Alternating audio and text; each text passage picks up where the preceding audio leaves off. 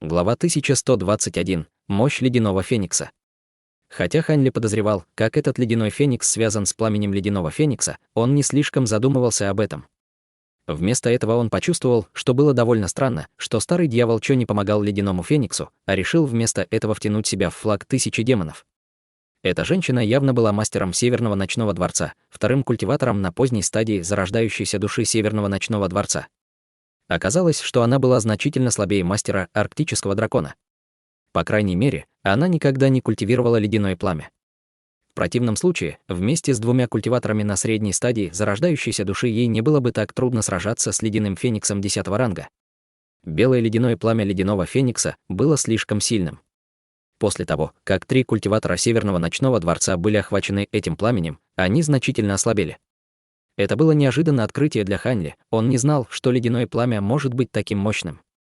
Пламя этого ледяного феникса было таким мощным, что могло бросить вызов естественному порядку неба и земли. В такой опасной для 3 культиваторов Северного ночного дворца ситуации старый дьявол Чо мог легко вмешаться и раздавить их троих вместе с ледяным фениксом. Неужели ледяной феникс и старый дьявол Чо не доверяли друг другу, поэтому он не осмелился выйти из флага тысячи демонов? Это было единственное правдоподобное объяснение, о котором мог подумать Ханли. Однако именно в этот момент произошло нечто неожиданное. Демоническая ци вокруг массивного флага в воздухе начала падать, выталкивая часть мертвого тела, и несколько поврежденных сокровищ выпали с флага, упав прямо в зал. Ханли был застигнут врасплох и напуган, но при ближайшем рассмотрении он обнаружил, что часть трупа была одета в наряд Северного ночного дворца, и оказалось, что они были довольно высокоранговыми культиваторами дворца. Скорее всего, они были старейшинами на средней зарождающейся души. При виде этого в глазах Ханли мелькнуло удивление. Только тогда он понял, что был не единственным, кто попал в ловушку флага тысячи демонов. Неудивительно, что флаг парил в воздухе и только охранял этот вход.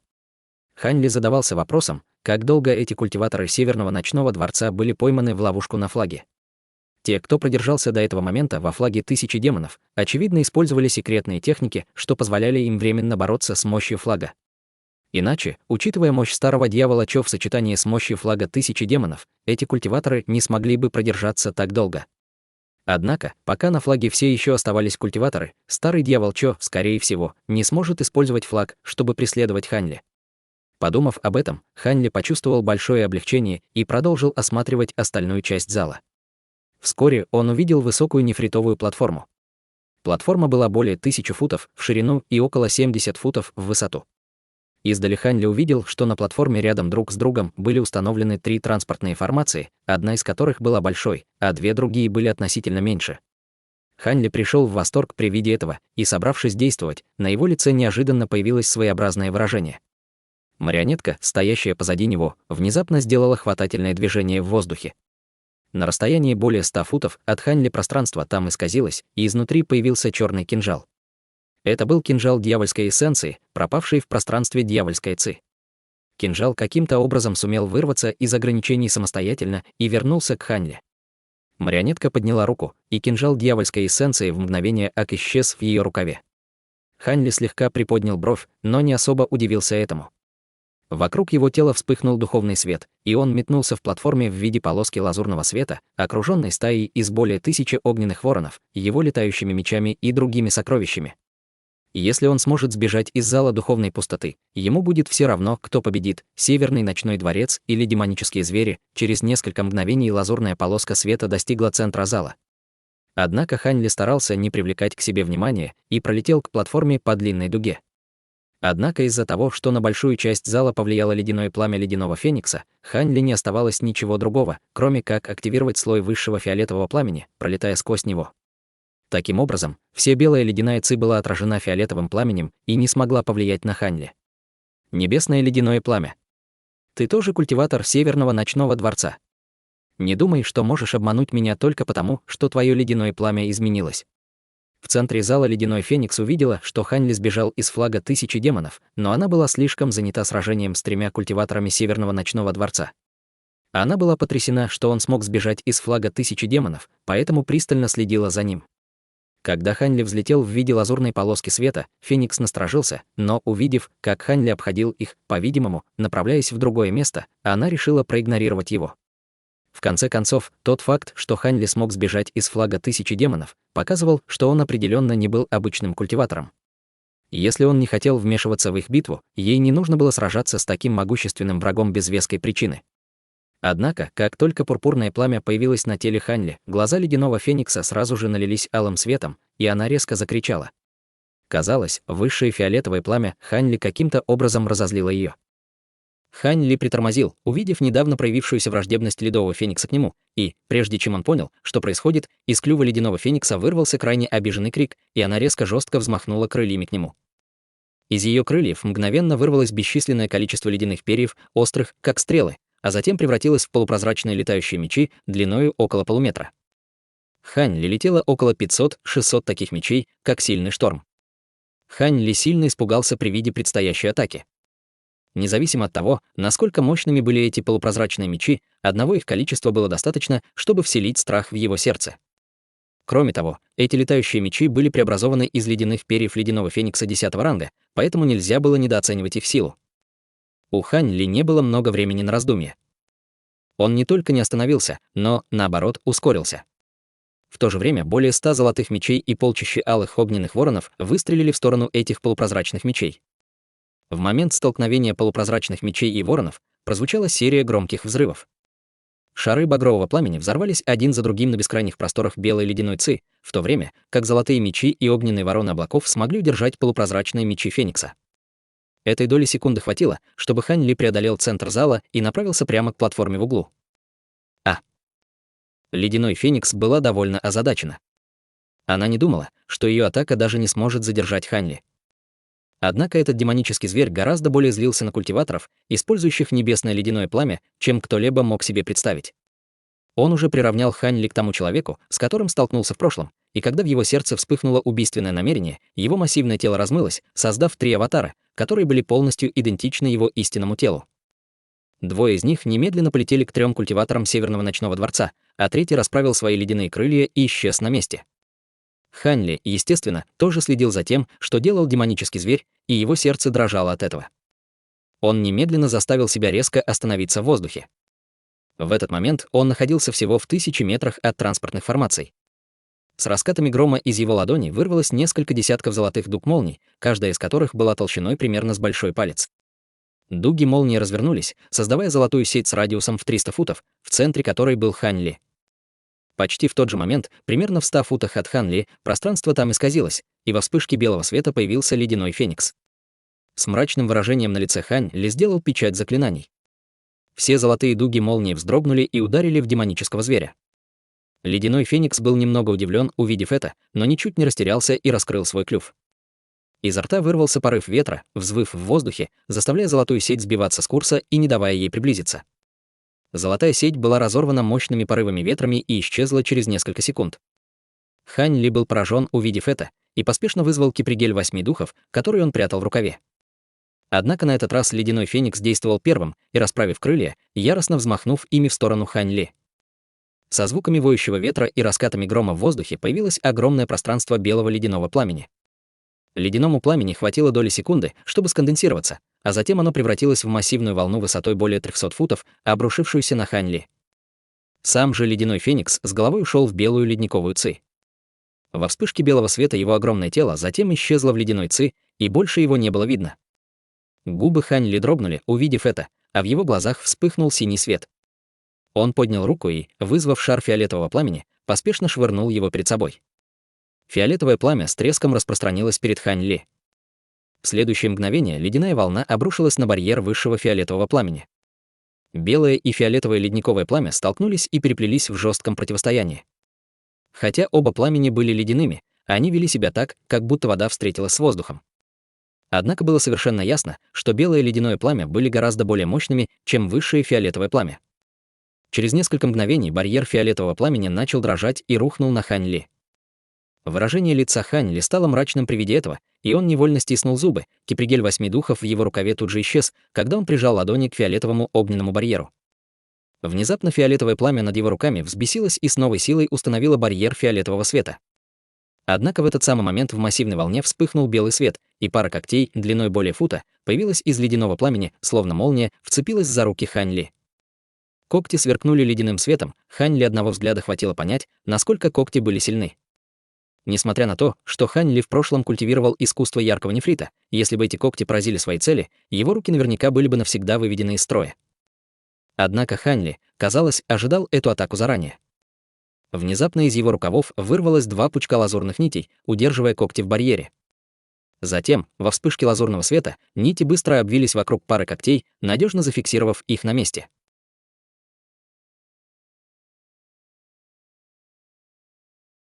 Глава 1122. Пространственные силы. Из ледяного пламени послышался легкий крик удивления. Однако то, что произошло дальше, было еще более удивительным.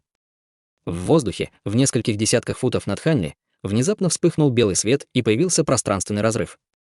В следующее мгновение из пространственного разрыва со скоростью молнии появился полупрозрачный клюв и атаковал Хань Ли в голову.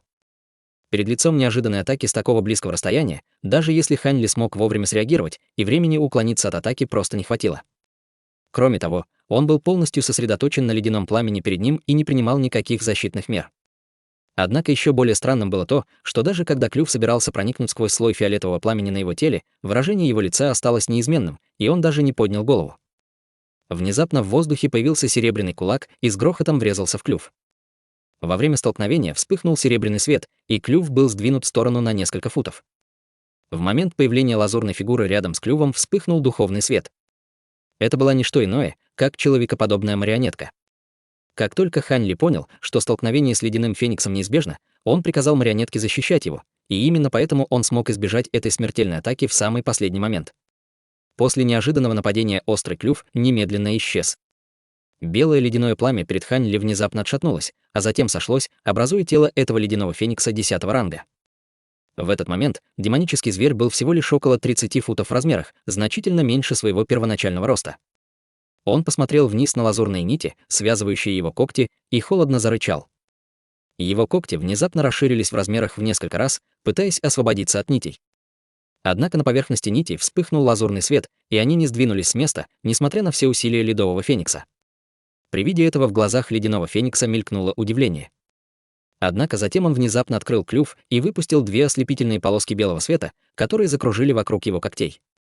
Когда белые полосы света вспыхнули в воздухе, лазурные нити разорвались, как увядшая трава. В тот момент белый свет завис в воздухе, раскрывая свою истинную форму. Это были 2 маленьких белых меча, излучавшие слабый ледяной свет. Высший тысячелетний нефрит. Хань Ли сразу узнал материал, из которого были изготовлены 2 летающих меча. В то же время он нахмурился от беспокойства. Эти лазурные нити были проявлением света, мерцающего на поверхности небесного котла в его рукаве. Оказалось, что даже божественное духовное сокровище не может ничего сделать с демоническим зверем 10-го ранга, не раскрывая всю мощь этого сокровища. Однако он не собирался вступать в длительный бой с этим противником. Все, что ему нужно было сделать, это пролететь еще 1000 футов или около того, после чего он сможет бежать в одну из 2 небольших транспортных формаций, которые телепортируют его от этого места. Не успел Хань Ли подумать об этом, как ледяной феникс снова расправил крылья, словно собираясь атаковать. Хань Ли изменился в лице, и его фиолетовое пламя отступило. Вслед за этим его тело рассеялось, разделившись на 3 части. Таким образом, появились 3 идентичных проекции, и все они были абсолютно лазурного цвета, поэтому не было никакого способа определить, какая из них была настоящим телом Хань Ли. При виде этого ледяной феникс был удивлен, и белый свет, мерцающий вдоль его крыльев, немедленно остановился. В этот момент 3 проекции превратились в 3 полоски лазурного света и разлетелись в разные стороны. Все они передвигались так быстро, что в мгновение ока преодолели 100 футов. С другой стороны, золотые летающие мечи и огненные вороны, сражавшиеся с сотнями полупрозрачных летающих мечей, также внезапно улетели, направляясь прямо к транспортной формации в углу зала. Ледяной феникс слегка запнулся, увидев это, а затем его объяла ярость. Он испустил резкий крик, а над его телом вспыхнул белый свет, превратив феникса в молодую женщину лет 20 в мгновение ока. Это была женщина в серебряных дворцовых одеждах невиданной красоты. Как только трансформация была завершена, женщина немедленно похлопала свисающую на ее поясе сумку для хранения духовных зверей, и изнутри донесся шипящий звук. В следующее мгновение из нее вырвалось 2 шара белого света и превратилась в белых многоножек, каждый с 4 крыльями на спине. Их появление вызвало всплеск леденящего ветра. Многоножки были длиной более 10 футов и выглядели довольно зловеще.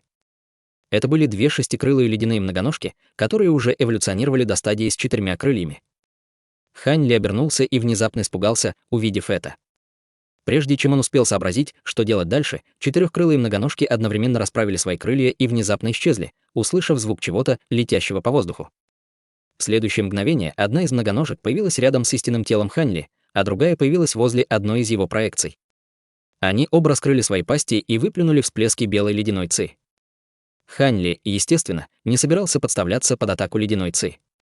Таким образом, он немного скорректировал свою траекторию и легко избежал атаки. Однако другая проекция продолжила двигаться вдоль заданной траектории и была уничтожена ледяной ци, попавшей в нее. Женщина в серебряном одеянии бесцеремонно подняла руку в воздух, увидев это. В следующее мгновение перед ней открылся белый пространственный разрыв. Тот факт, что она смогла так легко разорвать пространство, был еще одним свидетельством ее силы.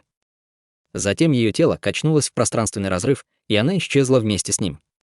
Тем временем Хань Ли бежал изо всех сил и уже был прямо над платформой. Уклонившись от очередного взрыва ледяной ци четырехкрылой многоножки, он начал спускаться на полной скорости. Однако в этот момент поблизости вспыхнул белый свет, и в воздухе появилась женщина в серебристой одежде. Затем ее тело мелькнуло на платформу, и она ледяным взглядом уставилась на Хань Ли. Сердце Хань Ли ушло в пятки при виде этого.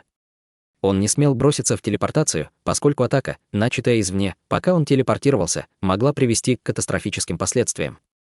Хань Ли сердито посмотрел на женщину в серебряном одеянии с мрачным выражением на лице и холодно сказал: «Я не культиватор Северного ночного дворца, и мне все равно на вашу войну. Ты действительно хочешь сражаться со мной до смерти?» Мне все равно, кто ты. Любой, кто унаследовал небесное ледяное пламя феи ледяной души феи, является заклятым врагом ледяных фениксов. Тебе от меня не сбежать. На лице женщины в серебряном одеянии появилось мрачное выражение. Она совсем не собиралась отступать. Хань Ли был так зол, что непроизвольно рассмеялся. Ты уверена, что можешь это говорить? Думаешь, что сможешь остановить меня только потому, что обладаешь пространственными силами? Если ты полна решимости сражаться со мной, тогда я тоже не буду сдерживаться. Я посмотрю, хватит ли у тебя сил ответить за свои слова.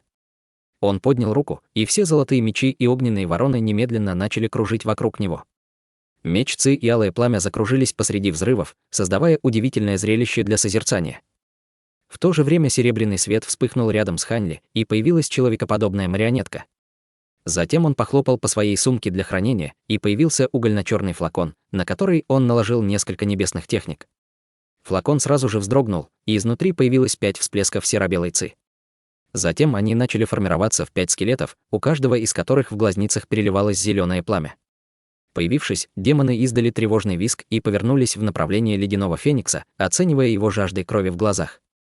Несокрушимые чавкающие демоны. Ледяной феникс изменилась в лице при виде этого. Затем она взглянула на человекоподобную марионетку рядом с Хань Ли, и выражение ее лица стало еще более мрачным. Немного помолчав, женщина сказала: «С каких пор культиваторы в человеческом мире обрели способность культивировать марионеток такого ранга? С этой марионеткой и 5 демонами вероятность того, что я смогу убить тебя, крайне мала, даже если бы мне пришлось призвать на помощь 2 других моих аватаров. Однако я уверена в своей способности заставить тебя остаться здесь. Если ты не боишься неудач во время телепортации, тогда можешь попробовать пройти через меня». Хань Ли даже не нужно было оборачиваться, чтобы оценить ситуацию, поскольку он мог чувствовать то, что происходило в центре зала, используя свое духовное чутье. Таким образом, он усмехнулся: призвать своих аватаров. Без твоего контроля, твои аватары, скорее всего, уже борются за сохранение своей жизни против этих 3 культиваторов Северного ночного дворца. Это просто куклы. Действительно, эти 2 аватара ледяного феникса явно уступали в силе 3 культиваторам Северного ночного дворца, и их явно оттесняли в бою. Если бы не тот факт, что эти 2 аватара были также способны использовать ледяное пламя, они, скорее всего, уже давно были бы уничтожены. Несмотря на это, они все еще едва держались. Мастер дворца даже могла наблюдать за битвой Хань Ли, пока сражалась с 2 аватарами. Наблюдая издалека, она явно не собиралась помогать Хань Ли. Казалось, что она использовала Хань Ли, чтобы отвлечь главного ледяного феникса, пока они убивали 2 аватаров. Хань Ли не очень злился по этому поводу. В конце концов, если бы он был на ее месте, он, скорее всего, сделал бы то же самое. Услышав слова Хань Ли, женщина в серебряном одеянии просто хмыкнула, казалось, совершенно не боясь угроз Хань Ли.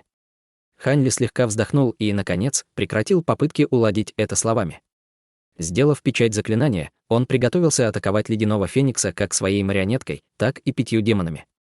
Только тяжело ранив или убив эту женщину, он сможет телепортироваться, не боясь вмешательства.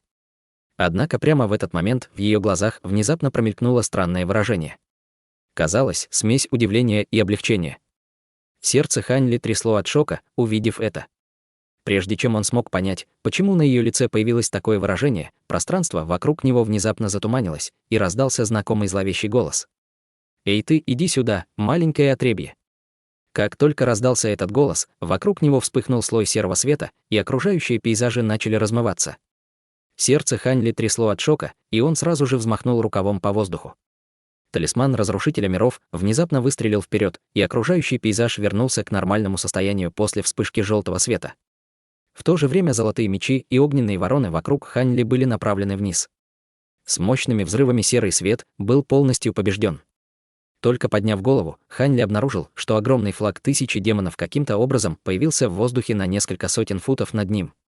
Серый свет, падающий с флага, направлялся прямо к его голове. К счастью, он не исчерпал полностью силу талисмана Разрушителя миров, когда впервые сбежал от флага 1000 демонов. В противном случае он был бы в затруднительном положении. Несмотря на это, выражение его лица стало очень напряженным. Сбежать сейчас будет для него нелегкой задачей.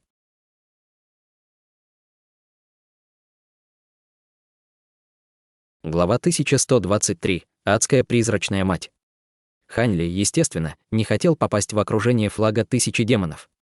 Поэтому он немедленно указал пальцем на 5 демонов, чтобы активировать свои навыки контроля дьявола. 5 демонов поднялись в небо и во вспышке серебряного света объединились в единый массивный скелет высотой более 300 футов. Затем в глазницах скелета вспыхнул зеленый свет и протянул вперед свои костлявые руки. Из его тела вылетело 2 ребра и мгновенно превратились в 2 костяных лезвия длиной более 100 футов. Затем он откинул голову назад и взревел, хватаясь за костяные лезвия и яростно ударив ими по воздуху. Скрещенный костяной клинок пронесся по воздуху к огромному флагу сверху, переливаясь удивительным ледяным светом. В процессе он прорезал весь серебряный свет, нисходящий сверху, и врезался в флаг 1000 демонов. Когда демоническая ци и ледяной свет столкнулись друг с другом, грянул мощный взрыв, сотрясший все вокруг. Затем массивный скелет внезапно поднялся в воздух и дико ударил его двойными саблями. Из сабель мгновенно вырвался поток серповидных полос ледяного света в попытке уничтожить огромный флаг одним махом. Изнутри флага послышался разъяренный грохот старого дьявола Чо, и флаг мгновенно уменьшился до размера около фута. Вскоре, хватаясь за флаг, появился маленький ребенок. Раскачиваясь всем телом, он мгновенно телепортировался на расстоянии нескольких сотен футов. В своем огромном размере флаг 1000 демонов был очень громоздким для перемещения, а также представляла собой огромную цель для двойных лезвий гигантского скелета. Старый дьявол Чо также четко осознавал это, поэтому решил вернуть флаг в первоначальный размер. Увидев это, массивный белый скелет также начал уменьшаться в облаке серо-белой дьявольской ци. В конце концов, он уменьшился до высоты около 20 футов и тревожно завизжал. Сжав в руках костяные лезвия, скелет выпустил из пасти серо-белую дьявольскую ци, метнувшись к ребенку. Несокрушимые чевкающие демоны оказались головной болью и для маленького ребенка. Из-за особого метода усовершенствования, использованного для создания 5 демонов, они были невосприимчивы к ограничительному эффекту флага 1000 демонов. Кроме того, без специализированного подчиняющего демонов сокровища или убийства их владельца, 5 демонов были почти неубиваемыми. Независимо от того, сколько раз они были разбиты или уничтожены, они просто могли бы снова возродиться. Флаг 1000 демонов было чрезвычайно мощным сокровищем, но был применим только к человеческим культиваторам. Перед лицом этих могущественных демонов флаг был вовсе неэффективен. Даже если бы он мог разобраться с демонами своей собственной силой, это определенно потребовало много времени. Перед лицом приближающегося скелета старому дьяволу Чо ничего не оставалось, кроме как нахмурить брови и использовать свой флаг 1000 демонов, выпустив потоки угольно-черной демонической ци, пытаясь задержать скелет. Однако 60% его духовного чутья было сосредоточено на Хань Ли, и только 40% были сосредоточены на сражении с 5 демонами. В этот момент Хань Ли стоял плечом к плечу со своей человекоподобной марионеткой. Выражение его лица было очень мрачным и нерешительным, и он остался стоять на месте. Женщина в серебряном одеянии также твердо стояла на платформе, по-видимому, не собираясь нападать на него. Похоже, она хотела, чтобы этот тупик продолжался, или, может быть, она боялась, что, если она двинется, Хань Ли сможет подкрасться к ней и сбежать, используя транспортную формацию. Две четырехкрылых многоножки парили над двумя меньшими транспортными формациями, оценивая Хань Ли с угрожающим взглядом. Этот ледяной феникс знала, что две транспортные формации были единственными выходами из зала. Причина, по которой Хань Ли не начинал атаку, напротив, была очень проста. Он довольно настороженно относился к пространственным способностям ледяного феникса. У него было много хитростей в рукаве, но он изо всех сил пытался придумать способ отбросить этого демонического зверя и благополучно сбежать из этого места. Однако в этот момент из центра зала позади него внезапно разразилось дикое хихиканье. «Ха-ха! Я наконец-то вышла! На этот раз я собираюсь повеселиться. Ты обещала мне, что не заставишь меня вернуться, пока я не повеселюсь». Хриплый голос звучал как женский, но он был очень грубым, и его было неприятно слушать. Хань Ли слегка запнулся и скрыл свое духовное чутье, а на его лице появилось удивленное выражение. Мастер дворца, изначально сражавшаяся с двумя аватарами ледяного феникса, внезапно покинула поле битвы и бросилась к Хань Ли. Только двое старейшин продолжили сражаться с аватарами. Позади женщины было облако темно-зеленой иньской ци, следовавшей за ней как тень. В зеленой ци кружилась призрачная женская фигура, и именно от нее раздавалось хихиканье. Хань Ли чувствовал, что женщина в этом облаке призрачной ци обладала чрезвычайно мощной иньской энергией и была еще одним культиватором на поздней стадии зарождающейся души. Однако иньская энергия, исходящая из ее тела, подразумевала, что она была чрезвычайно мощным призрачным культиватором. «Не волнуйтесь, господин Даосист Хань, я не позволю им наброситься на тебя. Я здесь, чтобы помочь тебе», — сказала мастер дворца. Услышав это, Хань Ли потерял дар речи. Эта женщина явно боялась, что эти два демонических зверя убьют его, а затем нападут на Северный ночной дворец. Однако она говорила так, словно вступала в эту битву исключительно ради того, чтобы помочь ему. С самого начала эти демонические культиваторы 10-го ранга были нацелены на Северный ночной дворец. Однако Хань Ли был довольно удивлен тем фактом, что женщина смогла сразу идентифицировать его, и он, конечно, не собирался возражать против ее помощи. Присоединение в бою двух культиваторов поздней стадии зарождающейся души на его сторону было бы блестящим поворотом событий. Несмотря на то, что мастер дворца была намного слабее этих двух демонов, призрачный культиватор в облаке зеленой ци была гораздо более могущественной и поражала Хань Ли мощным давлением. Скорее всего, она была на пике поздней стадии зарождающейся души. Увидев женщину в зеленой ци, ребенок, сражавшийся с огромным скелетом, внезапно закричал: «Адская призрачная мать! Не лезь не в свое дело!» Изо рта женщины вырвался неприятный хриплый голос, и она бесстрашно парировала: «Хе-хе, если бы твое истинное тело было здесь, тогда я, естественно, не посмела бы вмешаться, но ты просто воплощение. Что ты будешь делать? Съешь меня. Адская призрачная мать. Ты тот культиватор, которая уничтожила несколько сект культиваторов». Женщина в серебряных одеяниях изменилась в лице, услышав это имя. Она также прекрасно знала, кто эта женщина. «Для меня большая честь, что повелительница ледяного пламени слышала мое имя. Даже тогда, когда мое тело впервые распалось, я слышала, что ты обладаешь способностью продвинуться к стадии божественной трансформации. Тот факт, что ты всего лишь в 10-м ранге, должно быть потому, что ты боишься создать дисбаланс в первородной ци мира смертных, тем самым получив обратную реакцию на себя. Но ограничение твоей собственной базы культивации, как это, должно быть очень плохим чувством. Кроме того, даже если у ледяных фениксов очень большая продолжительность жизни, ты не сможешь прожить намного дольше, если не будешь прогрессировать». Женщина в призрачной ци, казалось, была очень хорошо знакома с этим ледяным фениксом 10-го ранга и только что раскрыла ей самый большой секрет в ее сердце. Лицо женщины в серебряном одеянии сразу стало мрачным. Хань Ли, напротив, резко вздохнул от шока. Наконец он понял, почему с этим ледяным фениксом было так трудно разобраться. Мастер дворца вдруг холодно зарычала: «Я выпустила тебя не для того, чтобы ты болтала со своими старыми друзьями. Не волнуйся, я могу легко обеспечить твое выживание, пока вокруг нет культиваторов божественной трансформации. Но не забывай то, что ты мне обещала. Кроме того, ты насильно призвала меня, и даже если у тебя нет духовных камней, после этого иньская ци войдет в твое тело, и ты неизбежно будешь страдать от тяжелой болезни», — рявкнула адская призрачная мать. Мастер дворца изменилась в лице, но ничего не ответила. В мгновение ока мастер дворца и адская призрачная мать достигли платформы, где встретились с двумя демоническими животными рядом с Хань Ли. Мастер дворца повернулась к Хань Ли с дружелюбным выражением и предложила: «Брат Хань, что скажешь, если мы объединимся, чтобы сначала избавиться от этого ледового феникса?» «У меня нет никаких возражений». Хань Ли почесал себя по подбородку и кивнул в ответ. Мастер дворца была в восторге, услышав это, но как раз в тот момент, когда она собиралась напасть вместе с адской призрачной матерью, женщина в серебряном одеянии внизу внезапно холодно усмехнулась, а затем выпустила полосу белого света. Раздался взрыв, и одна из небольших транспортных формаций была разрезана пополам. И Хань Ли, и мастер дворца изменились в лице при виде этого. «Если вы планируете атаковать меня, то я уничтожу и эту формацию». Женщина в серебряном одеянии угрожала. Мастер дворца насильно успокоилась и спросила: «Зачем ты это делаешь? Если ты уничтожишь эту транспортную формацию, то никто, включая тебя, не сможет покинуть зал духовной пустоты. Вы забыли, как мне удалось проникнуть в зал пустоты духа?»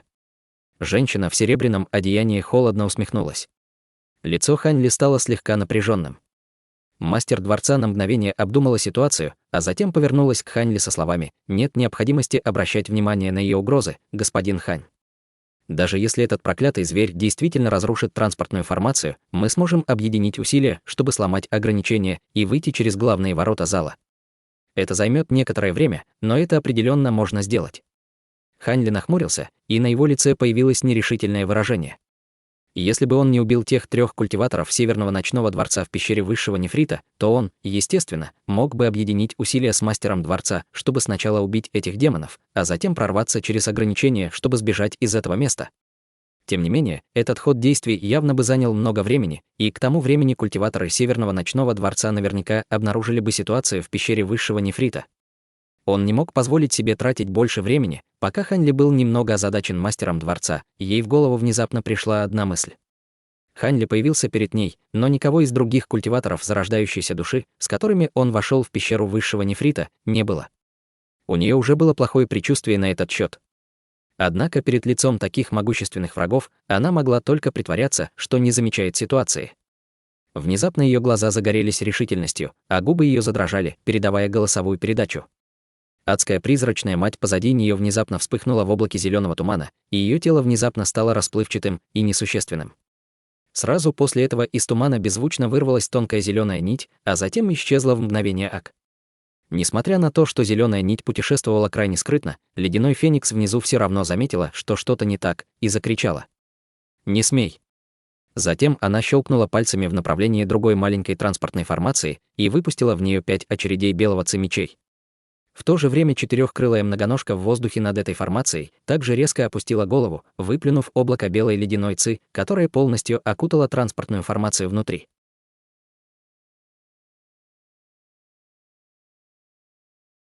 Глава 1124. Битва за транспортную формацию. Хань Ли изменился в лице при виде этого. Позади него грянул гром, и он исчез во вспышке молнии. С другой стороны, перед транспортной формацией, на которую напали, вспыхнул зеленый свет, и появилась темная зеленая женщина. Это была не что иное, как адская призрачная мать. Перед лицом нарастающей ци меча и ледяной ци адская призрачная мать вздрогнула, а затем направила свои ладони к предстоящим атакам. Сделала она это так нежно, словно просто рассеянно прижимала руки к воздуху, вместо того, чтобы готовить ответный удар. 5 полосок ци меча внезапно рассеялись и исчезли в небытие на расстоянии около 10 футов. Ледяной ци, спускающийся сверху, казалось, препятствовала какая-то невидимая сила, и ее тоже отбросило назад, заставив четырехкрылую многоножку перейти в оборону. В этот самый момент вспыхнул серебряный свет, и внутри меньшей транспортной формации появился Хань Ли. Он без колебаний поднял руку и запустил небесную технику с края формации, а затем сделал жест заклинания руками и быстро что-то произнес тихим голосом. Почти в тот же момент позади него появилась человекоподобная марионетка, выпустившая бесчисленное количество огненных стрел, обрушившиеся на женщину в серебряном одеянии, словно проливной шторм. Тем временем в глазницах скелета внезапно вспыхнул алый свет, которым он изо всех сил напал на ребенка, и внезапно трансформировался в 5 призрачных голов. Затем они взлетели и исчезли в воздухе. В следующее мгновение над головой Хань Ли появилось 5 вспышек серо-белой ци, а затем снова превратились в 5 призрачных голов. Хань Ли призвал их насильно. В этот момент вся формация замигала белым светом. Хань Ли стоял в центре формации, пристально глядя на женщину в серебряном одеянии с серьезным выражением лица. Все произошло в мгновение ока. Действия Хань Ли явно застали врасплох мастера дворца и женщину в серебряном одеянии. Мастер дворца резко изменилась в лице и пронеслась в воздухе в виде полоски серебряного света, крича: «Уничтожь формацию, не дай ему уйти». Несмотря на то, что она не уточнила, кому именно она обращалась, было совершенно ясно, что она направляла свои слова к Хань Ли. В конце концов, независимо от того, действительно ли Хань Ли убил культиваторов Северного ночного дворца в пещере высшего нефрита, мастеру дворца требовалась его помощь в этой битве. Если бы он ушел, даже с помощью адской призрачной матери, она не смогла бы одновременно сразиться с этими двумя могущественными демоническими животными. Услышав это, адская призрачная мать хихикнула, открыв рот, и бросилась к формации, по-видимому, готовясь к атаке. Однако в этот момент Хань Ли неожиданно поднял руку, и в его руке появился зеленый кипригель. Внезапно расцвел серебряный лотос, и пространство окутал радужный буддийский свет. Это буддийское заклинание. Адская призрачная мать, изменившись в лице, в ужасе закричала. Затем ее тело исчезло на месте, во вспышке зеленого света, словно она была кошкой, которой только что наступили на хвост. В этот момент вся формация засветилась белым светом. Мастер дворца летела к формации так быстро, как только могла, но она явно не могла успеть вовремя. Восторг мелькнул на лице Хань Ли, но вскоре он изменился в лице, увидев, как женщина в серебряном одеянии открыла пространственный разрыв и исчезла на месте. При виде этого сердце Хань Ли ушло в пятки, но он уже был готов к этому, и из его тела вырвался поток золотых мечей, из-за чего он стал похож на золотого ежа. Даже если ледяной феникс 10-го ранга осмелится появиться рядом с формацией, ей определенно придется сначала сразиться с этими мечами, в результате чего она не сможет помешать Хань Ли уйти. Однако, к его удивлению, женщина в серебряном одеянии не появилась рядом с формацией, где он находился. Вместо этого она появилась в воздухе над большой транспортной формацией на расстоянии более 200 футов. С холодной улыбкой на лице ее тело засветилось белым светом. В то же время она сделала хватательное движение в сторону Хань Ли. Всплеск пространственных колебаний появился над головой Хань Ли, после чего появилась массивная прозрачная световая завеса и стала медленно спускаться к нему. Лицо Хань Ли потемнело, и он раскрыл свое духовное чутье. Вся золотая ци мечей изменила направление и взлетела в воздух. Ослепительный золотой свет мгновенно вспыхнул в воздухе, и ци меча переплелась друг с другом. Однако затем произошло нечто неожиданное. Когда золотая ци мечей поразила прозрачную световую завесу, она прошла сквозь него, словно атаковала иллюзию. При виде этого сердце Хань Ли затрясло от шока, и он сразу же попытался использовать кипригель 8 духов, чтобы отразить эту призрачную завесу. Лицо женщины в серебристой одежде побледнело, она соединила 5 пальцев и медленно притянула ее руку к себе, словно пытаясь притянуть к себе чрезвычайно тяжелый предмет. Световая завеса мгновенно исчезла, но в следующий момент она появилась прямо перед Хань Ли, окутав всю транспортную формацию. У Хань Ли появилось плохое предчувствие, но прежде чем он успел среагировать, раздался звон, и вокруг него начал дико вспыхивать белый свет. В следующее мгновение Хань Ли исчез из транспортной формации. Несокрушимые чевкающие демоны и марионетка исчезли вместе с ним. Как только транспортная формация опустела, белый свет погас. При виде этого сердце мастера дворца ушло в пятки. Она застыла на месте, затем повернулась к женщине в серебряном одеянии с выражением шока и настороженности, пытаясь понять, что происходит. Однако женщина в серебряном одеянии все еще что-то тащила к себе. Ее щеки сильно покраснели, и белый свет дико вспыхнул над ее телом, явно указывая на то, что она затратила много усилий. Увидев это, мастер дворца больше не колебалась. Она подняла руку, и около дюжины полос серебряного света вспыхнули в воздухе, превратившись в серию чрезвычайно острых серебряных гвоздей, которые метнулись прямо к женщине в серебряном одеянии. Ледяной феникс была взбешена этим. Она заставила свое тело выйти за пределы его возможностей, чтобы использовать эту секретную технику. Даже с ее врожденной пространственной способностью, это было все еще секретной техникой, которую она должна была использовать только после достижения стадии божественной трансформации. Однако Хань Ли собирался сбежать, поэтому ей ничего не оставалось, кроме как насильно задействовать эту технику. Теперь, когда мастер дворца начал атаку против нее, у нее не было возможности поддерживать технику, пока она защищалась, поэтому она могла только выпустить то, что потянуло, и бросить ее в землю под собой. С громким гулом и звуком взрыва Хань Ли со своими несокрушимыми чевкающими демона и марионеткой появился во вспышке белого света в большой транспортной формации. С их появлением свет погас. Тело Хань Ли покачивалось. Казалось, он еще не отошел от головокружения, вызванного пространственной телепортацией. Однако женщина в серебряном одеянии успела выпустить мерцающую синюю мантию, чтобы отогнать серебряные гвозди и стянуть оба рукава вниз. Внезапно полупрозрачные летающие мечи вырвались в выступление, охватывая все тело Хань Ли и оставляя его без возможности убежать или отступить. Казалось, мечам не было ни конца, ни края. Ханли успокоился, поднял голову и открыл рот, изнутри которого появился старый котел. Сделав круг в воздухе, котел выпустил бесчисленное количество тонких лазурных нитей, которые, переплетаясь друг с другом, образовали массивную сеть, защищавшую Ханли. В то же время призрачные головы, принадлежавшие несокрушимым чавкающим демонам, начали непрерывно визжать, выплевывая изо рта серо-белую дьявольскую ци. Выплюнув белый свет, они поднялись в воздух, в то время как марионетка просто исчезла. В этот момент ребенок был освобожден от битвы с 5 демонами и снова выпустил свой флаг 1000 демонов. Он снова резко увеличился в размерах, и его окутала демоническая ци. Флаг выпустил серию абсолютно черных проекций демонических зверей, и они, казалось, были близки к принятию материальной формы. Однако Ханли, не обращая на это внимания, снова расправил свои розовые крылья, пытаясь спешно вернуться к небольшой транспортной формации. Несмотря на то, что он упустил лучшую возможность телепортироваться подальше от этого места, ему все равно нужно было получить контроль над транспортной формацией, чтобы предотвратить ее уничтожение другими. Однако, как только Ханли подумал, что ему придется вступить в битву с 2 демоническими животными, а также с культиваторами Северного ночного дворца, неожиданно произошел неожиданный поворот событий. Котел небесной пустоты, выпускавший бесчисленные нити лазурной нити, внезапно сильно вздрогнул, несмотря на то, что Ханли не дал ему указаний сделать это. Сразу после этого он начал излучать сверкающий лазурный свет, после чего Ханли сразу же потерял свою духовную связь с котлом. Лазурные нити, предназначенные для защиты от мечей, спустившихся сверху, внезапно исчезли в большой транспортной формации, в которой стоял Ханли. С грохотом из большой транспортной формации вырвался лазурный духовный свет и окутал всю формацию, а также Ханли и несокрушимых чавкающих демонов.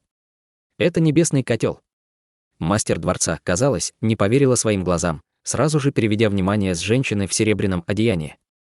Она повернулась к транспортной формации, в которой стоял Ханли, и щелкнула всеми 10 пальцами, словно потеряла рассудок. Вперед мгновенно вырвалось 10 полос пронзительного серебряного света. Женщина в серебряном одеянии над транспортной формацией также была крайне потрясена увидеть это. Она не знала, куда телепортация перенесет Ханли, но, естественно, она не хотела, чтобы он сбежал. Таким образом, все бесчисленные прозрачные мечи в воздухе рухнули сверху по ее воле. Однако лазурная пелена света, окутывающая транспортную формацию, казалось, была нерушимой. 10 серебряных полосок света и сотни полупрозрачных мечей обрушились на нее, но не смогли сделать ничего, кроме небольшой ряби на поверхности. Мастер дворца и женщина в серебряном одеянии были поражены этим. Не только они, но даже сам Ханли был ошеломлен, особенно после того, как он попытался и не смог разрезать лазурную пелену света своими золотыми летающими мечами.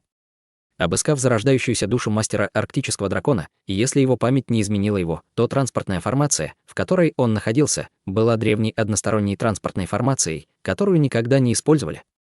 Он не знал, куда вела эта формация, и не знал, как ее активировать. Однако, видя, что это была односторонняя телепортация, Ханли, естественно, не хотел рисковать. Если бы он был телепортирован в смертельную область, такую как призрачная область, у него были бы большие проблемы. Таким образом, он попытался освободиться от лазурной пелены света, поняв, что попал в ловушку телепортации. Видя, что летающие мечи не способны разрезать пелену света, Ханли, стиснув зубы, появился шар трехцветного света, веер из перьев. Он собирался использовать веер 3 огней, чтобы атаковать эту пелену света.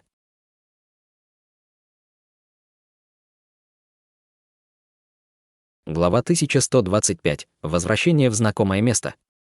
Однако в таком тесном помещении Ханли, естественно, не решался использовать веер на полную мощность. В противном случае его самого бы смело этой атакой. Он лишь слегка взмахнул веером, и перед ним появился слой трехцветного пламени, который в следующее мгновение врезался в пелену света, словно огненный клинок. Когда огонь коснулся барьера, он зашипел. Как и следовало ожидать, нельзя было недооценивать мощь веера 3 огней. В, казалось бы, нерушимой пелене света появилась прореха. Хотя ее длина составляла всего около фута, этого было достаточно, чтобы Ханли смог выбраться из барьера. Ханли пришел в восторг от этого и собирался выскочить из транспортной формации, как вдруг прореха вспыхнула белым светом. Женщина в серебряном одеянии разорвала пространство и появилась снаружи. Она подняла руку, и одна из ее рук превратилась в острый и полупрозрачный коготь, пробиваясь сквозь прореху, словно пытаясь вытащить Ханли изнутри. Ханли был поражен произошедшим. Хотя он хотел покинуть эту транспортную формацию, он не хотел быть схваченным ледяным фениксом 10-го ранга. Собираясь атаковать ее своим веером, он внезапно изменился в лице. Он убрал веер трех огней, а вместо него в руке появился мерцающий синий медальон. Этот медальон был ничем иным, как медальоном большой транспортной формации. Как только Хань Ли выпустил медальон, древняя транспортная формация вспыхнула духовным светом. В то же время лазурная пелена света начала рассыпаться.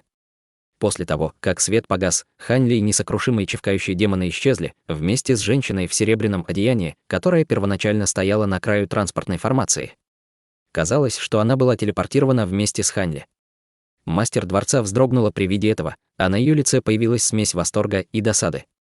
Она была очень рада, что могущественный враг был телепортирован прочь отсюда, но очень расстроена тем фактом, что духовное сокровище, принесенное матриархом Северного ночного дворца, волшебной ледяной душой, появилось и исчезло прямо у нее из-под носа. У ребенка вдалеке было чрезвычайно мрачное выражение на лице. С кровожадностью в глазах он взглянул на мастера дворца и протяжно взвыл. Затем он резко указал на флаг 1000 демонов, и демоническая ци на нем сразу же увеличилась в несколько раз. Затем бесчисленное количество проекций демонов разных размеров вырвались из флага, окутав большую часть зала бушующей демонической ци, которая устремилась к мастеру дворца. Мастер дворца изменилась в лице при виде этого, но затем перед ней внезапно вспыхнул зеленый свет, и адская призрачная мать закрыла ее собой. Она взглянула на флаг 1000 демонов с холодной улыбкой на лице. Развернувшись на месте, она выпустила потоки зеленой ци во все стороны. В мгновение окрестности превратились в ад из жутких воплей и леденящих кровь криков. Повсюду распространилось огромное количество инской ци, которая не уступала по количеству демонической ци. Внезапно инская ци поднялась вверх, словно бушующие волны. Зеленый туман и черная ци столкнулись и переплелись друг с другом. Внутри едва ли можно было разглядеть демонические проекции и призраков, вовлеченных в жаркую битву. Адская призрачная мать боролась с аватаром старого дьявола Чо на равных. Мастер дворца была рада видеть это. Она немедленно отложила в сторону вопрос о Хань Ли и потерла руки, подняв их в воздух и выпустив шарики малинового пламени молнии, разбивающие демоническую ци над ее головой. Под звуки непрекращающегося грохота женщина, демон и призрак исчезли в бескрайних просторах демонической и призрачной ци. Снаружи можно было слышать только звуки столкновений и взрывы. В каменной комнате размером более 300 футов была формация, очень похожая на транспортную формацию из зала духовной пустоты. Хань Ли держал небесный котел одной рукой, сражаясь с женщиной в серебряном одеянии. Марионетка позади него была совершенно неподвижна, в то время как призрачные головы парили в воздухе, глядя на женщину с жаждой крови в глазах. Время от времени они рычали, словно ожидая приказа Хань Ли, чтобы наброситься на женщину. Женщина, стоящая перед Хань Ли, была, естественно, ледяным фениксом 10-го рангу, которая случайно попавшим в телепортацию. На самом деле ей очень не повезло. Она почувствовала, что что-то не так, когда лазурная пелена света разбилась вдребезги. Она сразу же попыталась вырваться в открытое пространство, чтобы уйти из формации. Однако, к ее удивлению, пространственные силы, которые она высвободила, находились в резонансе с пространственными силами в формации, таким образом ее еще больше затянуло в телепортации. Было совершенно ясно, что эта транспортная формация была не на короткие расстояния. Если бы не тот факт, что она была чрезвычайно опытна в манипулировании пространством, она, скорее всего, была бы разорвана на куски пространственной силой на пути сюда. Несмотря на это, ее ситуация была явно не очень оптимистичной. В настоящее время она стояла в одном углу каменной комнаты, окутав свое тело белым духовным светом, и холодно смотрела на Хань Ли. Согласно ее оценке, если бы она вступила в смертельную битву с этим культиватором, соотношение победы и поражения составляло 40/60. Ее огорчало, что именно у ее противника шанс на победу был 60%. Стоило понимать, что она давно ограничивала свою базу культивации, и что если бы она захотела, она могла бы перейти в стадию божественной трансформации. Однако этот человек был одним из самых трудных противников, с которыми ей когда-либо приходилось иметь дело. Он обладал силой наравне с ней, хотя находился только на средней стадии зарождающейся души. Кроме того, у него были несокрушимые чевкающие демоны и человекоподобная марионетка. Эти двое были чрезвычайно сильны сами по себе и могли считаться двумя культиваторами на поздней стадии зарождающейся души. Таким образом, какой бы высокомерной она ни была, она ни в коем случае не могла с оптимизмом смотреть на свои шансы в битве против Хань Ли. Однако она также не боялась Хань Ли. Даже если она не сможет сравниться с ним в битве, ее пространственные силы гарантируют, что она, по крайней мере, сможет сбежать. Хань Ли, прищурившись, смотрел на женщину перед собой. Он также был в большой растерянности, не зная, что делать. Некоторое время спустя он, наконец, холодно зарычал, подняв ногу в воздух, на которой он парил из формации, и направился прямо к одной из голубых стен каменной комнаты. Эта каменная комната была довольно своеобразной. Дверей не было видно, а каменные стены были чрезвычайно гладкими, без намека на зазор между ними. В таком странном и непредсказуемом месте Хань Ли меньше всего хотел сражаться с этим ледяным фениксом. Пока она не напала на него, он не собирался вступать в битву с ней, которая наверняка израсходовала бы много магической силы. В конце концов, с ее пространственными силами ему также было очень трудно иметь дело. Увидев, что делал Хань Ли, лицо женщины в серебряном одеянии вздохнуло с облегчением. Тем временем Хань Ли уже использовал свое духовное чутье, чтобы просканировать каменные стены. Однако то, что он обнаружил в результате, заставило его брови нахмуриться от беспокойства. Как только его духовное чутье просочилось в каменные стены, оно было отражено мощной силой. Было ясно, что на стенах были применены какие-то мощные ограничения, и это было худшее из возможных открытий. Лицо Хань Ли стало мрачным, и внезапно он ударил пальцем по каменной стене. На кончике его пальца вспыхнул лазурный свет, и перед ним появился ледяной свет длиной в полфута, вонзившись в синие камни. Однако лишь небольшой участок ледяного света проник в стену, а затем он также был отражен. Хань Ли небрежно щелкнул пальцами, и 3 полоски лазурной ци меча ударили по остальным 3 стенам, но эффект был таким же. Прищурившись, он молча уставился на каменную стену. Сделав это, в его глазах вспыхнула вспышка синего света. Хм. Женщина в серебряном одеянии холодно усмехнулась, увидев это. Затем она взмахнула рукой в воздухе и исчезла из комнаты во вспышке белого света. Она высвободила свои пространственные силы, чтобы сбежать из этого места.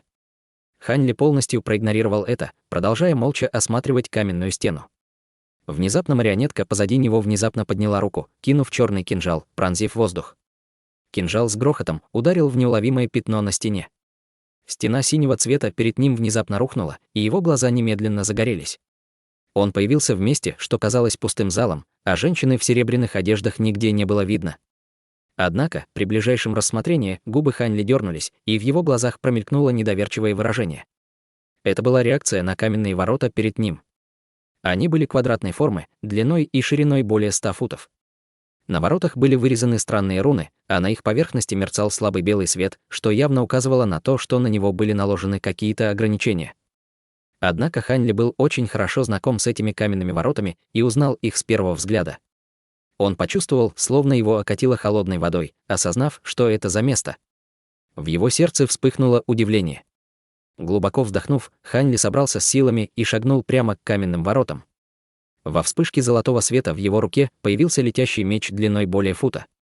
Он метнул его в воздух в виде полоски золотой ци. На поверхности каменных ворот вспыхнул белый свет, но его с грохотом разрезало пополам ци меча, раскрывая перекресток, вымощенный голубым камнем. Тело Хань Ли покачнулось, и в следующее мгновение он оказался в центре перекрестка. Он поспешно огляделся вокруг, прежде чем его тело неподвижно упало на землю. Ряд голубых дорожек разветвлялся в северном, южном, восточном и западном направлениях. По обе стороны дорожек были одинаковые высокие и толстые каменные стены, выглядящие так, словно они были построены из одной и той же формы. Через некоторое время Хань Ли выдохнул и пробормотал про себя унылым голосом. Ошибок быть не может, это действительно то место. Это место было ничем иным, как массивной пятиэтажной голубоватой башней, внутри которой он получил небесный котел. Он был телепортирован из самого северного района Великой Империи Цзинь в область моря рассеянных звезд. По одним только голубым тропам он смог определить, на каком этаже башни он находился. Итак, зал небесной пустоты и зал духовной пустоты действительно связаны, пробормотал Хань Ли, и выражение его лица наконец смягчилось. С его нынешним уровнем силы было не проблемой, даже если его телепортировало в море рассеянных звезд. Выбравшись из этого зала, он сможет отремонтировать формацию, которую он уничтожил после того, как она доставила его в область моря рассеянных звезд, и вернется прямо в небесный южный регион. Подумав об этом, Хань Ли огляделся по сторонам и выбрал путь, по которому его тело метнулось в виде полосы лазурного света. Однако, пролетев всего 10 минут, Хань Ли обнаружил, что не встретил ни одного из тех марионеточных охранников, которые должны были бродить по башне. Немного подумав, он понял, почему это произошло. До следующего открытия зала небесной пустоты оставалось еще много времени, поэтому, скорее всего, эти марионетки были отозваны из-за ограничений в зале.